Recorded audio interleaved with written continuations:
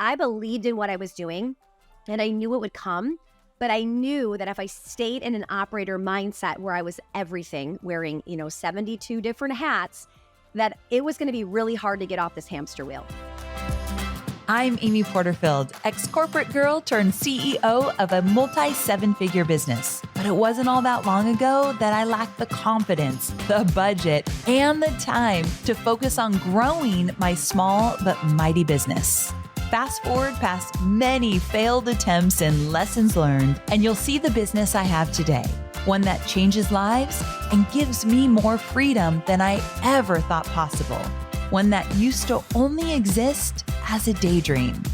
I created the Online Marketing Made Easy podcast to give you simple, actionable, step-by-step strategies to help you do the same.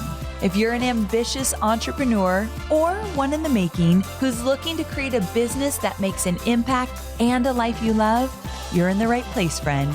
Let's get started.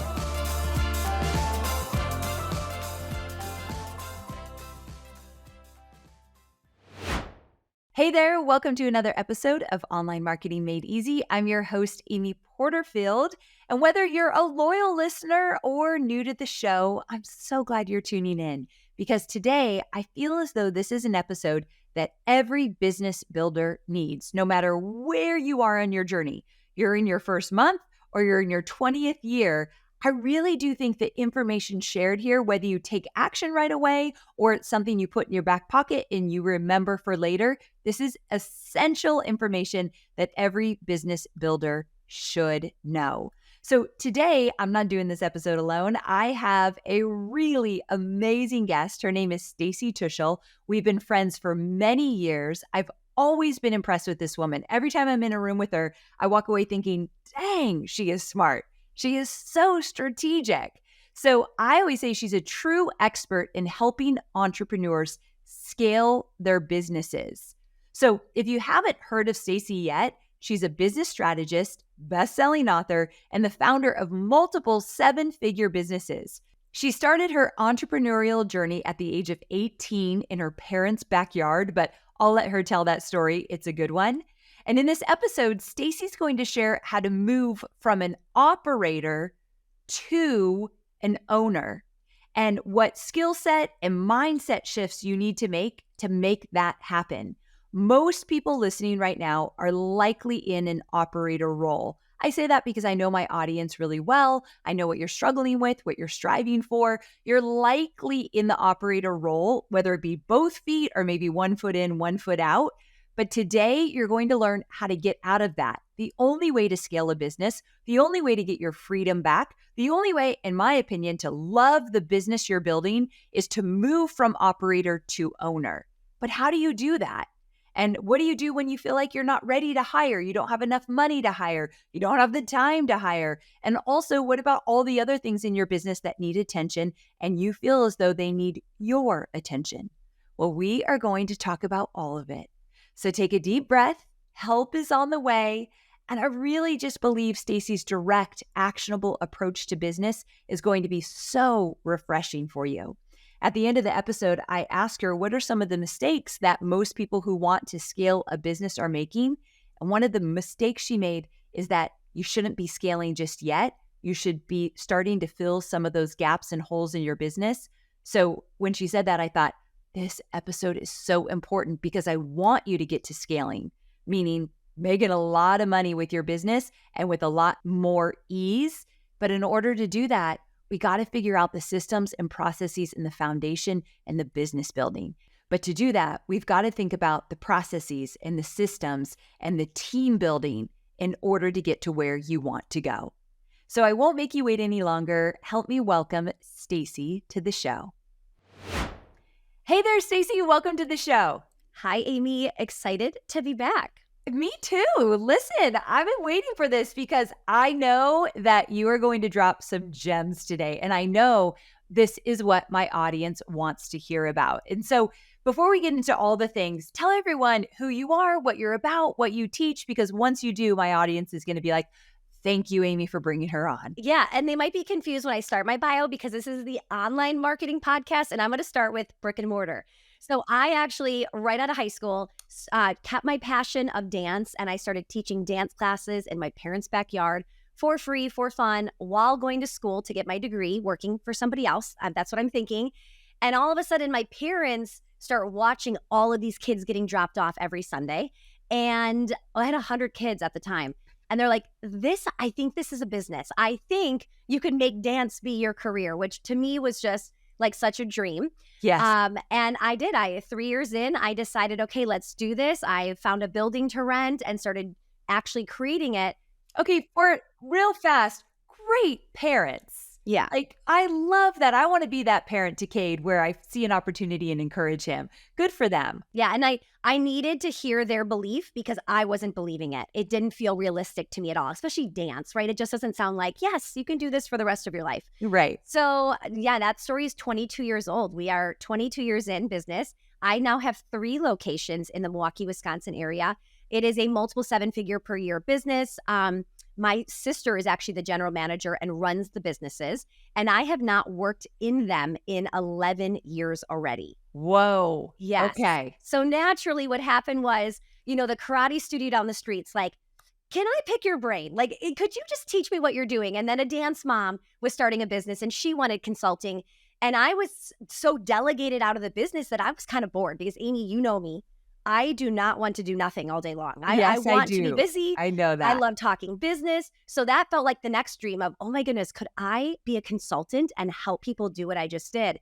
So that's where Well-Oiled Operations came from. It's how to run a business that doesn't need you involved in every single decision because you know what it's like, right? We're problem solvers. We're putting out fires all day. So now I get to live my second dream of teaching other small business owners with Well-Oiled. Well, you've done an incredible job. I've had the privilege of being at some of your events, and what you teach is what every single business owner needs to understand, especially as they start to grow and start to scale and realize, holy cow, I'm doing way too much. So if you are overwhelmed, if you feel like you're in the weeds, if you feel like you can't get out of the weeds and you don't know what you're doing wrong, well, you're welcome for this episode. And I don't say you're welcome because of me. I say because of Stacy, because she's going to help you exactly with what you're looking for. So the first question I've got for you is, can you explain to our listeners what you mean when you say transition from an operator to an owner mindset in your business? What does that mean? Yeah. So I'm talking about stages. And I think a lot of business owners describe their business and they think stage, meaning this is how old the business is, or here's the revenue we've hit, or here's how big the team is. But that doesn't really tell me how you are behaving as the CEO. So this is all about what are you doing specifically? So we all start as operators, most of us, right? I would say 99% of us start as operators. We are doing, right? So I like dance. I was the dance teacher. I was also the front desk person and the janitor and a million other things because that, right? I couldn't afford to hire. So I was being everything to everyone. I was wearing a million hats. So you're an operator, not because you've been in business for X amount of years or you've got a certain amount of revenue coming in, but you know that the business is reliant on you. If you were to take a vacation, and maybe some of you are saying, what's a vacation, right? Right. If you were to take a vacation, you would probably have to bring your laptop. And you would probably get interrupted because your team, whether you have one or not, they need you to make a decision, right? I've heard people have to say, I've had to pause my business and not bring in revenue when I'm on vacation because I want to enjoy it. Wow. That is an operator. And we really want to get out of the operator status as fast as possible into more of an actual true ownership role, which when I say you own the business, I mean you have a valuable asset somebody would buy. Somebody would actually, I get calls all the time from my studio saying, are you interested in selling? Would you be interested in having a conversation? We want to make sure that you're in a position where you could sell. Even if you don't want to, you have no interest in it. You just want to create that valuable asset that continues to pay you, whether or not you actually are involved in the day-to-day operations or not. Okay. So with that, I've also heard you talk about solopreneurs often getting maxed out at around $150,000 per year. For those listening that can kind of relate to that, like I'm trying to get past this one mark and I can't do it. Why do you think that is? Yeah. I mean, you can only hustle so hard alone, right? So I believe it was Entrepreneur Magazine. They had an article that came out that said a typical solopreneur can make anywhere from $30,000 to $150,000 a year. So, and here's what we know. That probably is generating $150,000, and then there's expenses, and then there's taxes, and then there's, right? And it's just really not enough. I actually had somebody recently say to me, I wish you had more solopreneur content. And this might sound harsh, but I always say to them, I don't want you to stay a solopreneur, so I'm never going to teach you how to make it work by yourself, because I want you to have a business that can run without you. I want you to be able to take off a week with your kids and go to Disney or do something fun and not have to think, am I losing money? Is a customer waiting in an email, right? Like, I want you to be able to do that. So I think most importantly, if you're a solopreneur, you are for sure an operator, right? And we've already addressed being an operator is not fun because it means your business is reliant on you and you're probably thinking about that business 24/7, right? Yes. And I don't think any of us got into this passion of what we wanted to do to work 24/7. As much as I love working, I don't want to work 24/7 either. Same. Okay, so we've identified operator versus owner, and we identify what it really looks like to be an operator. I'm going to guess 80% of the people listening are an operator right now. I absolutely was an operator for years in my business. And so those of you who think we're talking about brick and mortar, we're not anymore. No. So Yeah. Stacy helps people brick and mortar and online businesses. And like, for example, back in the day, I did my customer service. I ran my own Facebook ads. I can't even imagine doing that now, but I ran all my Facebook ads, put all my funnels together, ran my email service provider and put all the funnels together with all the emails. Like, I did it all. Yeah. And now what I tell my students is, and I think you can totally relate to this, there is no badge of honor when you do it all by yourself. Like, people will brag about that. And I always think, number one, why would you do that to yourself? And number two, do you know how much growth there is if you were able to go beyond yourself? Yeah. So I think both of us are on the same camp. You don't want to do this all by yourself. No. So I know we need to talk about hiring, but I think the bigger question I want to ask, and maybe you can then kind of drill down, how does an entrepreneur start to shift from a daily operator to a high-level leadership role? Yeah. So it starts with the first person you bring on, right? I think people look at me, I have, I don't even know, 50, 60, maybe 70 employees, right? So people think like, she's got a big team. Yes, but it was me for 3 years alone. And then I made the really scary move of bringing on one person to work with me in my business. Scariest right? move ever. Yes, but when you do that, you actually now become a manager. And that might sound silly to say I'm a manager of one, but you truly are a manager of one. Yeah. You start to inspect what you expect. And the best part about that first hire is you start to look at, what am I doing that's actually producing results? And how do I get rid of the busy work, right? Maybe it's busy work, but it really does need to happen. But it's stuff that we can absolutely outsource. And it's just, those little simple tasks. Okay, great. Give the busy work to somebody else. Start you having work on the higher revenue generating activities, the marketing, the sales, right? Some of the things you mentioned that you were doing back in the day, those are high revenue generating tasks, right? Yeah. They were really great things that were moving your business forward, but we have to make sure we start to offload some of that other stuff. So I know people are going to say, but I just don't think I can afford it. I'm not even paying myself yet. And to be honest, I hired other people before I ever paid myself. And that for me was just, I believed in what I was doing and I knew it would come, but I knew that if I stayed in an operator mindset where I was everything, wearing, 72 different hats, that it was going to be really hard to get off this hamster wheel. So I think that's a big thing to understand is you really need to start to put on a leader mindset versus a doer's mindset. And ask yourself, how much are you doing versus leading, right? I know what my listeners are thinking right now.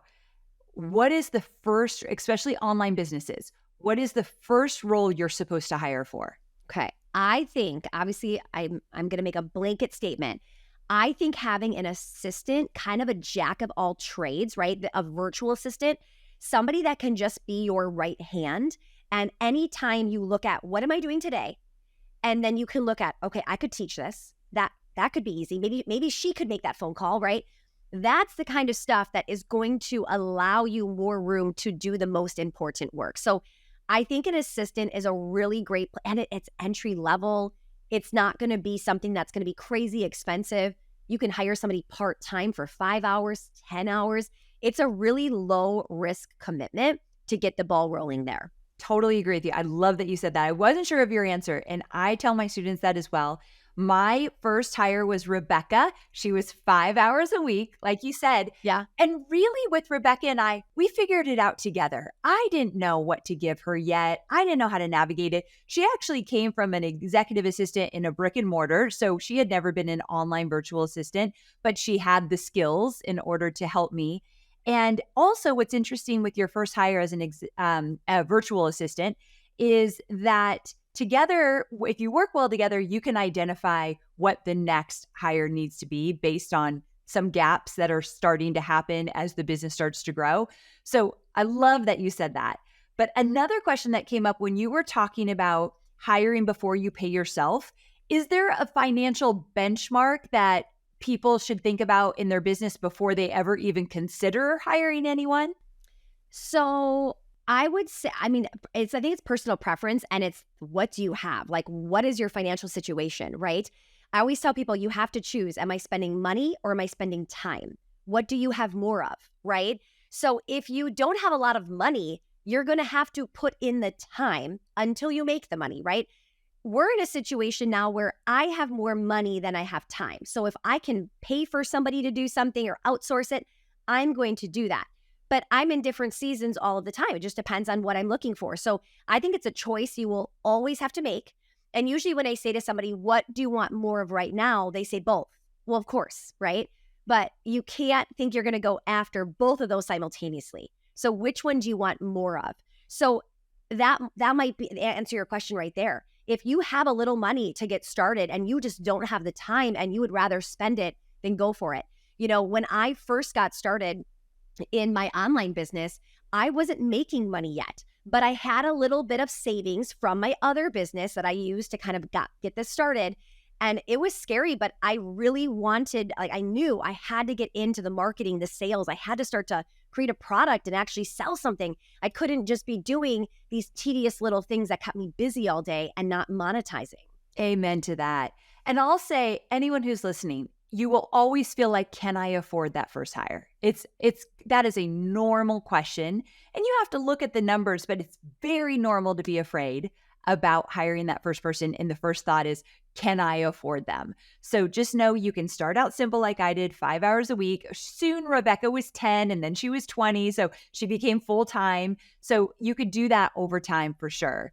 Okay, so Stacy, a few months ago, I actually signed up for one of your free masterclasses and I was obsessed. I watched it twice. And one of the things that you said in that masterclass was that A players should pay for themselves. So you hire A players, they should pay for themselves. So talk to me, how can business owners ensure that they find an A player that is going to pay for themselves through the value that they bring? Yeah. Okay. Great question. So I'm sure you've heard people say things like Facebook ads don't work or webinars don't work for me. And you're thinking, no, you just haven't figured out to do it yet. They definitely work, right? Yes. It is the same thing with building a team. It is a skill set. And somebody might say, I've already tried that. I hired a virtual assistant last year. It didn't work. And it's just, you haven't used those muscles. You haven't, put in the reps to start to build that skill set. So a team absolutely works, right? But you have to equip with the right people. So we are looking for A players. So as I start to bring people on, I ask myself, what is the potential of this role? What could they actually help, right? So there are two ways that I should be bringing somebody into my company. Somebody that can directly impact the money, the financial situation, or indirectly make the company money. So every A player should pay for themselves, no matter what. The question is, which one are you hiring? So we talked about an assistant. She's probably going to indirectly pay for herself. What that means is maybe she took off an hour a day off my plate by checking email, right? So she's not making money in my email.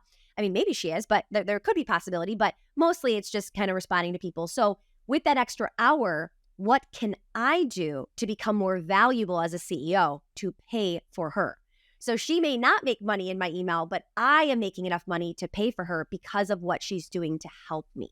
Okay. So that is how, no matter what, indirectly or directly, everybody should pay for themselves. And for me, I have a rule in my company. If they don't pay for themselves by day 90, they're the wrong fit.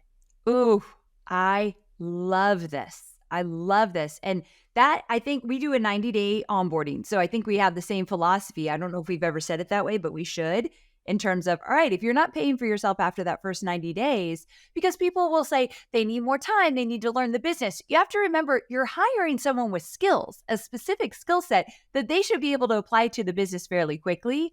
And so I love that rule. Yeah. And some roles, we actually expect it within 30 days and some within 60 days. So you have to think, there are some opportunities where, let's say you have, you're taking payments and you're not really good at the collections process if somebody declines. I've actually had clients come to me and like whisper like, I'm sitting on $20,000 of outstanding invoices, right? Yes. So you could hire somebody that week to start sending out emails and calling. They could make their money back within 7 days. Amen. Yes. It's crazy. So I just want to make sure, you know, like I don't go longer than 90 days, but some roles I expect it even faster. Okay. I love that. Absolutely.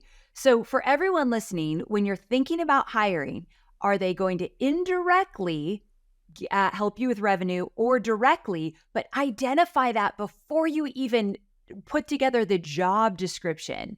And I think, you know, as new entrepreneurs, I never even thought of it that way. That's why I love what you do and what you teach, because people that are getting their business up and running, we didn't know this stuff, Stacey, when we were starting out, right? I don't think a lot of people were teaching what you teach. So this is stuff that you can make money a whole lot faster than Stacey and I did if you apply it right away, right? I mean, this is 22 years of making so many mistakes and then figuring it out, right? I mean, that's what this is. So yeah, there were not a lot of people teaching this. I mean, most people teach marketing, right? Most people want, and that's because the amount of people that want marketing. Yeah. Right. I think it was Joey Coleman I was interviewing, and he said to me, go look at Amazon and type in marketing books. Now go look at operations. People don't want it. It's not sexy. It's not fun. It sounds boring. Sexy. But if you really understood what it can do for your business, it becomes incredibly sexy. It's like that kind of nerdy guy in high school that grew up to be super hot. That's operations right there. Like you should give them a shot. Give them a shot early on. And I can tell you, like anybody big that you're looking at that loves their life and is enjoying their work, they know operations. They've hired somebody behind the scenes to help them. You can't just be like one-sided, right? You really need to be well-balanced to get this well-oiled, right? So true. That's so true.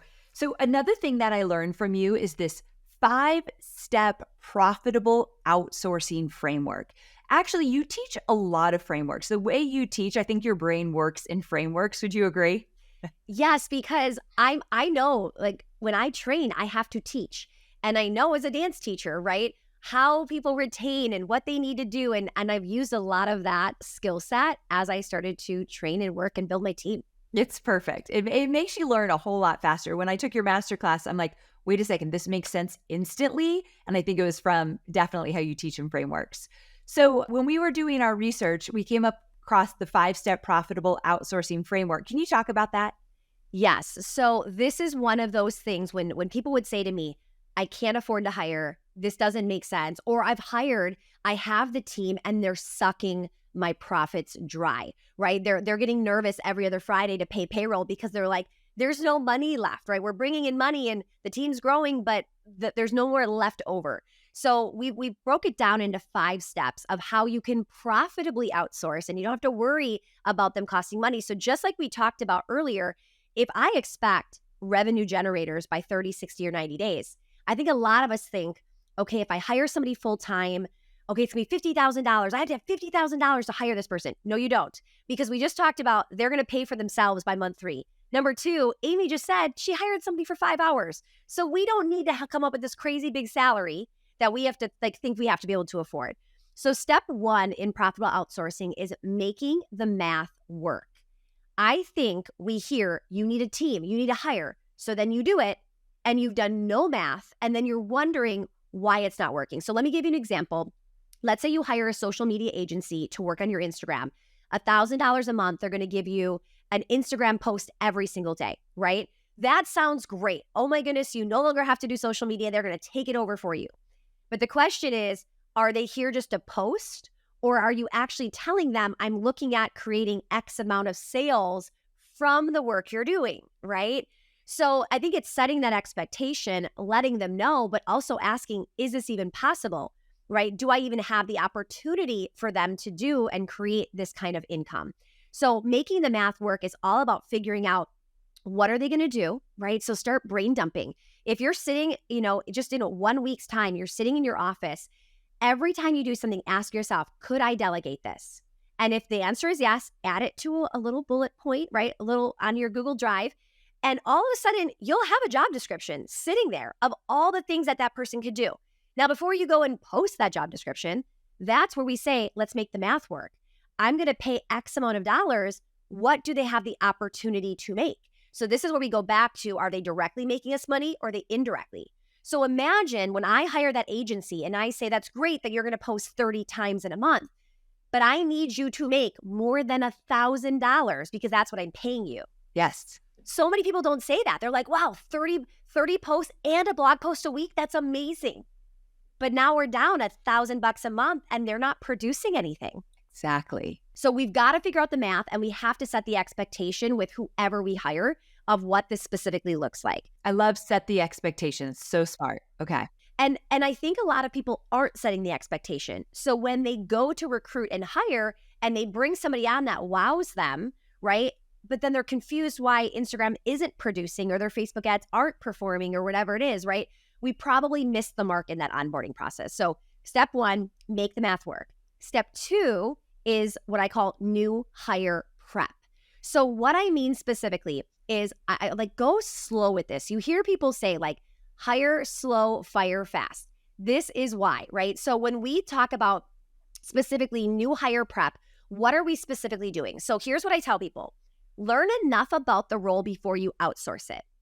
I think it's really dangerous to, I don't think people are being lazy. I think they're not giving themselves enough credit. I think they're thinking, I'm not smart enough to figure it out. So Amy, the fact that you did your own Facebook ads, I love because you got in there and you started it. Now, it's outgrown you. You definitely need a company to help you, but you know enough to be dangerous and you know enough to say, hey, why is this cost per lead all of a sudden doing that, right? So valuable. Yes. So I think a lot of people that come to me, they're looking for an easier way out. Can I just outsource marketing? Can I just outsource Instagram? Why do I have to do it? Well, the problem is if you don't have that skill set, if you're not smart enough to know something's wrong, right? I had somebody question and say, okay, I found a company that will train them and hire them and then just give them to me. And I was like, okay, how will you know if she's doing a good job? Exactly. Yes. And she was like, I don't. I hope so because I'm paying this company to do that. I'm like, well, that's unfortunate. It doesn't always happen. So learn enough before you start to do that. And I think when you start to do this, you don't have to, you don't have to keep it on your plate that long. But once you're like, I get it. And I know what the expectation should be, right? And I know how fast I can do something so I could start to assess that information. So we want to start really prepping for this role. And that is writing these really clear job descriptions. So we had that bullet point, right? All those messy things.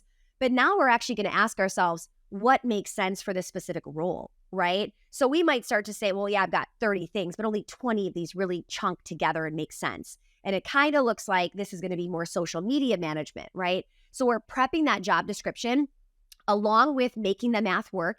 Now we know, okay, what is a social media manager cost? Like, what should I be thinking about spending? We're trying to do that research ahead of time before we go into actually trying to hire somebody, right? And honestly, recruiting and hiring for me is step 3. Most people, it's step 1. They just go to Upwork or Fiverr and they're like, oh, she looks great. He looks good. And it's like, we haven't even done half the things we need to do to get ready to make this successful. Which is why if you've hired before, you have a team right now and they're just such a headache. You're just racking your brain. It's because you haven't built this muscle yet. The good news is anybody can learn this, right? Yes. So take some time, slow down, get that job description, start creating a list of interview questions ahead of time. Like, What do you want to ask this person? What are you expecting? We have to have a really serious conversation. Like I said, hey, I'm looking to bring you on for Instagram. Okay, if it's $1,000 a month, how are you going to be able to make sure I get my money back? Say hard questions like that. And if they start stumbling, this isn't your person. Exactly. Yeah. I want my person to say, oh, 1,000? Wait till you see what we can do. If your product is this much, we're looking at least 5. And here's our plan to do it, right? Oh, That's dream. the kind of information we want to grab out of them. Absolutely. Yes. So then from there, step 3 is now recruiting and hiring. It's putting out all of the information you have finally done, but there's a lot of prep and research ahead of time. You keep hearing Amy say, I've done some before I found this from researching, right? You have to research before you go and put it out. It's just going to be that much better quality. And I will say with the recruiting and hiring phase, my belief it's better to have no one than just anyone, right? So I'm hiring right now for a certain position and I've just been waiting patiently. And there have been people that have gotten up to interview with me and then it's just not a good fit. And as much as I want to fill that role, I don't want to fill with the wrong person. So you do have to be patient. You do need to wait. And you need to make sure that any red flags you have or a gut feeling you have, you need to really listen to it. This is a big one, Stacy, the patience of hiring. And I don't have a lot of patience. I hired someone for a really important role in my business. I was really fast to do it. I loved their personality more than I understood their skill set. I didn't do like a trial run with an exercise before or anything like that, which we tend to do with our roles now. And the reason I'm bringing this up is when I had to let this person go was horrible. I hated it, but more so the aftermath of what it did to my team and the morale. And then it's a huge blank spot in the business or a huge gap. It was rough afterwards. I wish I would have slowed down. Yeah.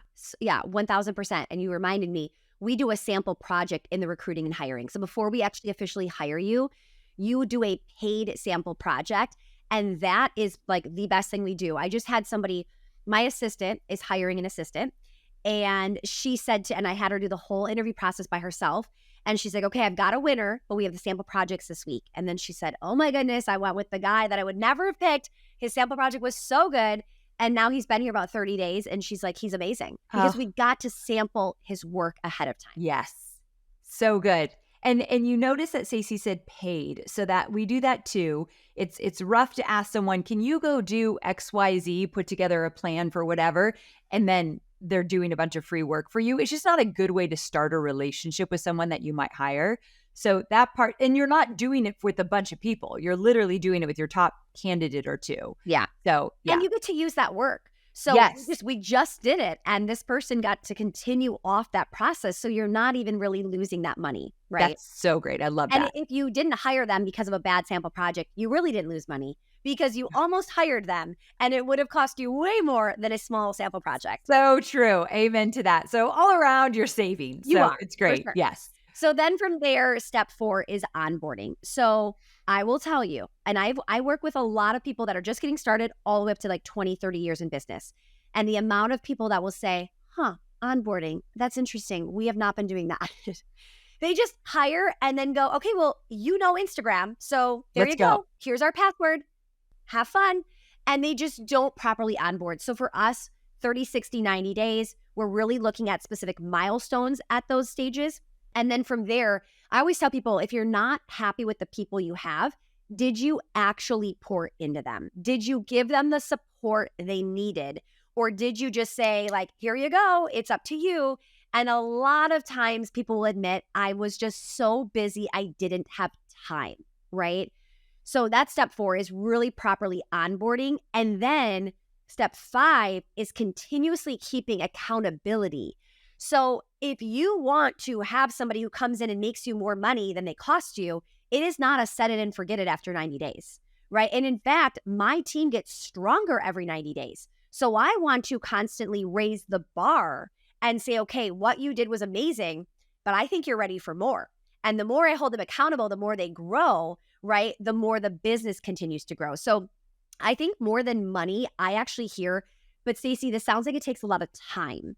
I don't have time to hire. I don't have time to onboard. I don't have time to, right? Well, here's the thing. When you don't do those things, then you just keep it on your plate. So you force yourself to keep the time, and it's you doing it. And a lot of people that I talk to are working 50, 60, 70, 80 hours a week. Yes. So if you could just spend a little bit of a temporary sacrifice on one person at a time, get them up and running and revenue generating, getting your time back, now all of a sudden you'll feel that reward of the work you just put in. Absolutely. I love that you said that. It's a temporary sacrifice and it is so necessary. We do exactly what you said, the 30, 60, 90, and it takes a moment to create those and like figure out what. So, for an example, just to help people understand what might be on there for us with an online business, and we're, let's say, hiring a marketing project manager, we will actually have them listen to specific podcast episodes I've done about our business or how we do things or what works or what doesn't. So they kind of get an understanding of who we are and what we're about. We'll have them read my book so they'll understand me more and they'll understand the business. And then we will absolutely have them start reviewing things, looking over things until around 90 days where they're actually getting in there and being more independent. But a lot of it is some support information as well. I don't know if you do anything similar. Yeah, and the first time you ever do this, it takes a minute, right? It does. You're going to sit down and go find what could I grab them? What could I give them? And if you could make some videos, which again doesn't have to be fancy, it doesn't have to, you don't have to be on camera. Yes, it could be anything super simple because you have to do it one time, but then the next hire, they just watch those videos, right? So imagine if you shared your company values, right? Or you just gave a video of, here's my funnel. Here's how we attract people. Here's what they see. Here's what they end up buying. Here's what it looks like. And they just watched a video of you doing that. Everybody in your company should know how you attract and actually convert people, right? So think about this and in real time, like Amy just said, loom it and then throw it in a Google Doc or a project management software. And now you've got an amazing onboarding process. So temporary sacrifice of pouring into this first person, you get to rinse and repeat it with the next people and save you time.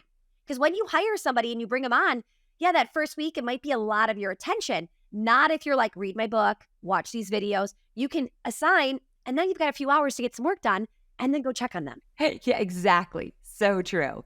And spending the time meeting with them more regularly than you would once they're out of the 90 days. But again, temporary sacrifice. Okay, so I was thinking when you were going through these 5 steps, so incredibly valuable.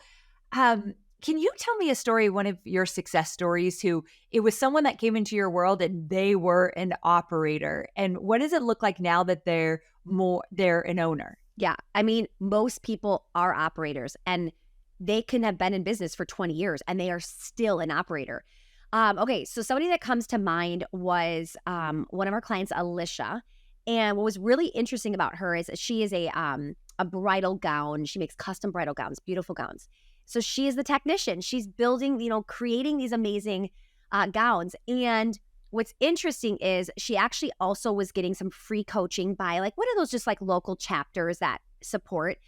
And this person was looking at her numbers and he said to her, she was maxed out, working 80 hours a week, could not grow and was just like dying with time, right?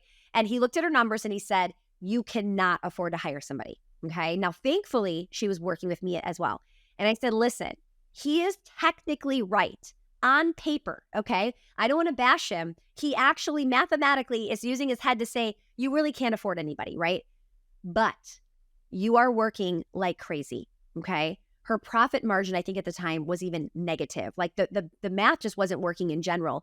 And what happened was I had to show her, if we could get somebody to help you do, some of this design work and you could get into marketing and sales, we could recoup this pretty quickly. And sure enough, within 90 days, she was like, oh my goodness, this is insane. She went from negative 8% profit margin to positive 8%. So she upped 16%. Huge. Got time back, right? This person is just like coming in and just making the business so much more enjoyable. So this is where sometimes you ask your CPA or your accountant, what do you think? And they're giving you such great advice of technically you can't afford it. But what they don't understand is that you do have to understand this skill set if you want to get off that hamster wheel. And you do have to make that, like I said, temporary sacrifice, right, to get the ball rolling. So thankfully, I think for her, she was just at such a breaking point. She's like, I can't listen to him if I wanted to. Like, Yeah. I'm already negative. Like, what's the deal if I go a little bit deeper, right? And she did. And she's like, my life is completely changing. And that is just like one of many stories that comes to mind with this. The other non-monetary is like the person who's crying to us saying like, I got dinners back with my family, right?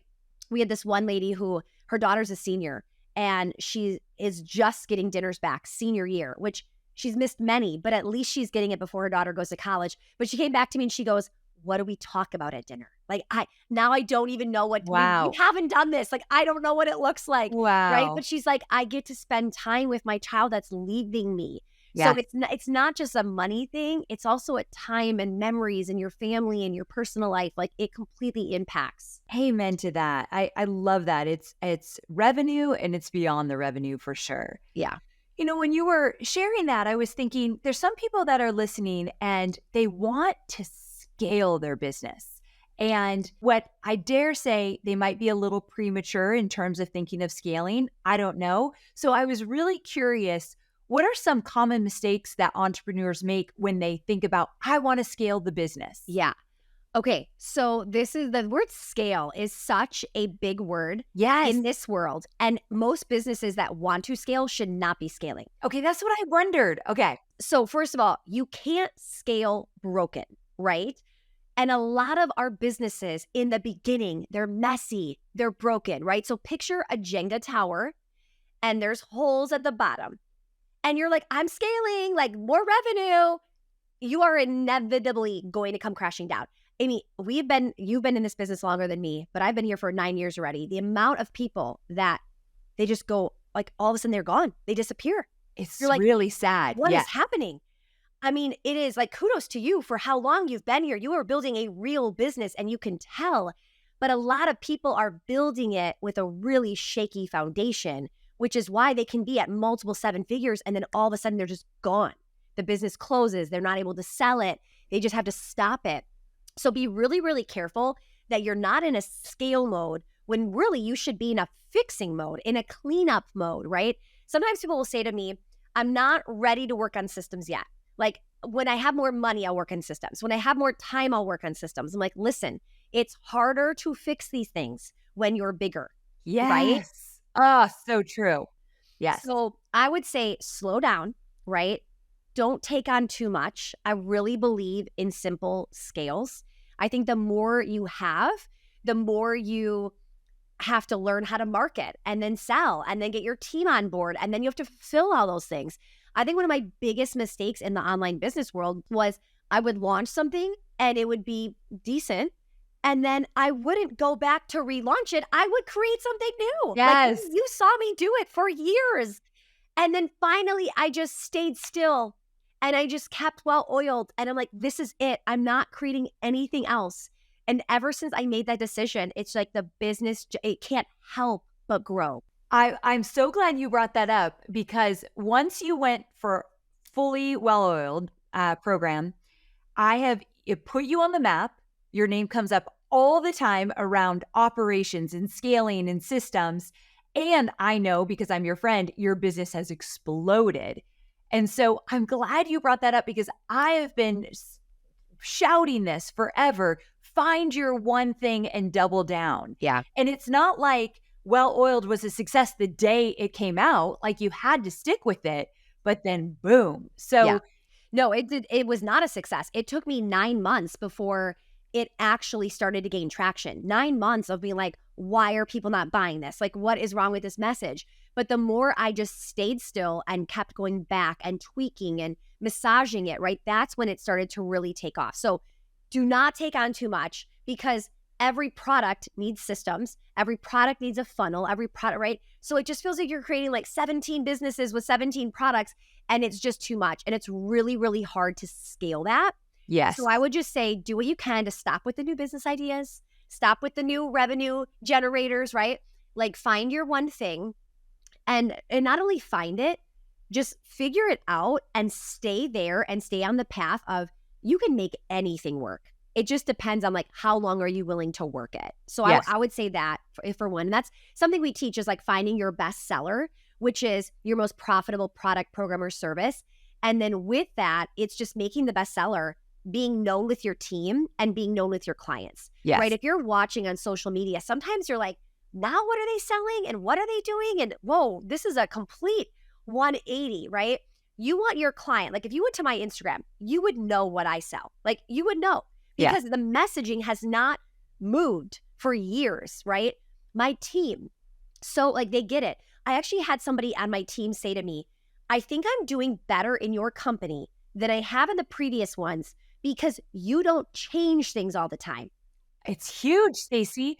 It so many people do. I had an employee of mine that went somewhere else and came back and said, wait a second, like you're doing something right over there. And you're right, we don't change direction. It is rare if we ever change direction on anything. And so I think that's a huge, huge value add right there. So think he feels more confident because he knows what we sell and how we sell it and all Yes. of the things, and we're not throwing new things at him. I feel really confident that my team is starting to know this product so well that they're improving as well. So just in general, my confidence is going up. Our clients continuously see the same messaging. It's just easier across the board. Yes, so true.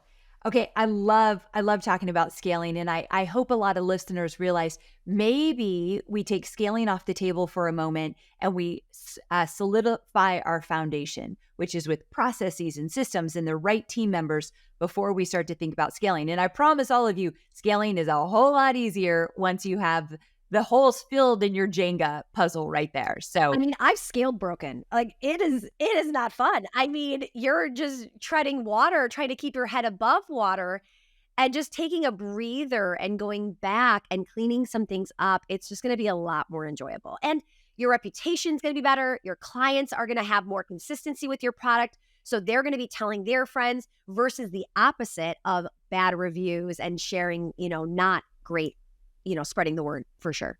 absolutely.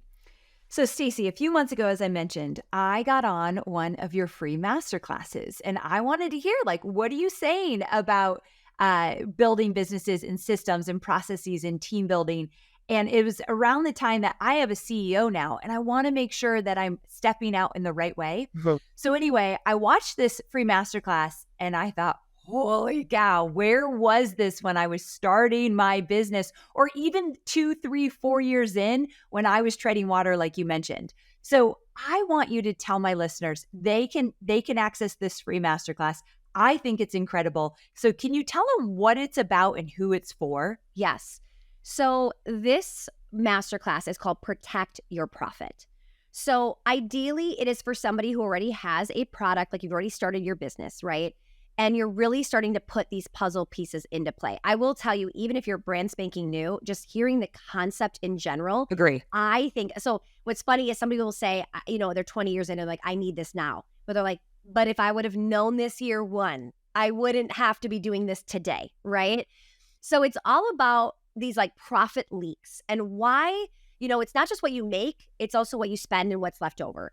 And for a lot of businesses, there's not a lot left over. Many small business owners are break even, they're negative, they're below industry standard, right? So we're trying to show people how to protect your profit, how to build a winning team of revenue generators. So people that actually make you money and don't cost you money, right? We're talking about some strategies, kind of what we talked about earlier, the operator to owner mentality. I actually go through the entire ladder of operator to manager to leader to owner and what it takes at every single stage. So that might be really interesting for some people listening. Yeah. And then I talk about different scaling systems. So there are lots of systems you can do in your business. I'm not talking about doing boring, tedious systems. I actually specialize in money-making systems or time-saving systems. So when somebody comes to work with me, yeah, you can systematize your whole business and it would take you a year, right?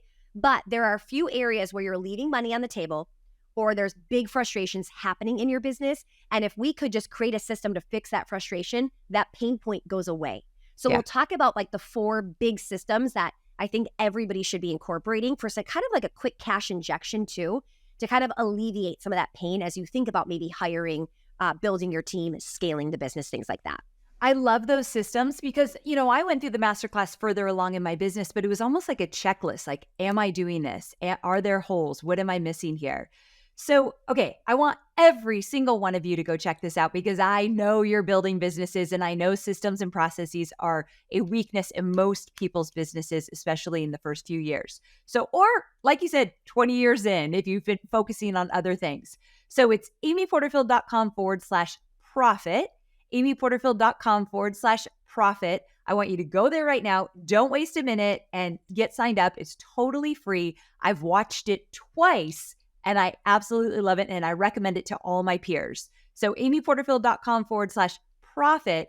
Stacy, thank you so very much for being here today. This was incredibly valuable. Thank you. So one thing we didn't say is that training is live, and it's not fake live. It's actually me there live, and I will do some open Q&A and things at the end. So you'll actually get to come hang out, and you can ask questions, and I would love to chat. Make sure you mention you found us through Amy. I forgot that that's one really cool, you were live when I watched it. That's one really cool thing that most people don't do. And I don't do this. I have an evergreen webinar, but when you show up, Stacey really is there. So when you see her, it's in real time. Yeah. I always tell people, remember, I'm a performer. I love the stage. I'm like, what do you mean evergreen? I want to be there. I want to hang out. Let's do this. Oh, that's so great. Okay, my friend, thank you so very much. amyporterfield.com/profit. Go check it out. Stacey, thanks so much for being here. And I can't wait to have you back. Thanks, Amy. So there you have it. I hope you loved this episode. I'm obsessed with everything that Stacy talked about. This is the stuff that I love about business because at the end of the day, I teach people how to have more freedom, how to build businesses specifically with digital courses in order to have more freedom. But if you don't know how to build the foundation of your business, and if you don't know where to focus in order to really make those systems and processes work, then no matter if you have courses or memberships or masterminds, it's all going to feel hard and it's all going to feel very overwhelming. And Stacy mentioned, and this is something I don't talk about a lot, but Stacy mentioned that there's businesses Stacy and I have seen, we've been friends for a long time, that we've seen that are no longer around. The people are no longer around, their businesses are no longer around because it got too hard. They were burnt out and they couldn't figure out how to get out of the weeds. Stacy's going to show you how to get out of the weeds in her free masterclass. And I'm telling you, you're going to love it. She got me fired up with that masterclass. I ended up sharing it with other people on my team that I knew could help me really implement some of the things she was talking about. So amyporterfield.com/profit. Go check it out. I think you're going to find it incredibly valuable. Thanks for being here, and I can't wait to see you same time, same place next week. Bye for now.